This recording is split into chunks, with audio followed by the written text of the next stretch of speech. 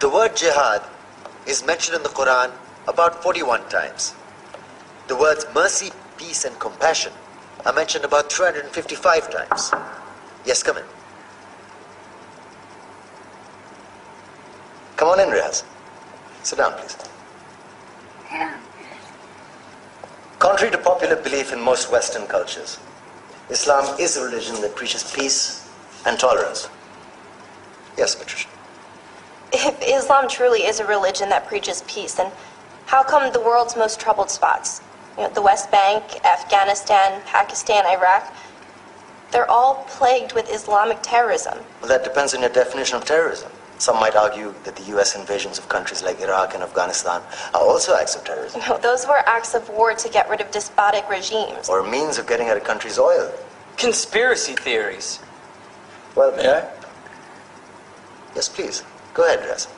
Mr. Khan is right. I mean, if we're talking about terrorists, the world's biggest terrorists are the white superpowers. Come on now. No, really, stop and think about it. Explain 9/11. Okay. Do you know how many people died in the Twin Towers strike? Around 3,000. And do you have any idea how many people died in the bombing of Afghanistan? Take a wild guess. More than 15,000 people died. And that's just conservative figures. About 50,000 tons of explosives were dropped on innocent civilians. Men, women, children. Yeah, but that was because of the Taliban.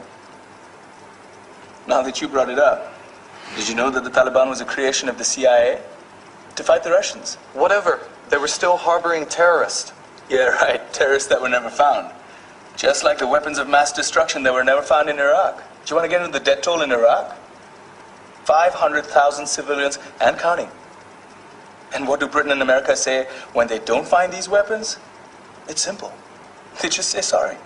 And still refuse to relinquish control of these countries. What are you trying to say? What I'm trying to say is that just because you're American, wear a fancy suit, and call yourself the president, doesn't make you any less of a terrorist.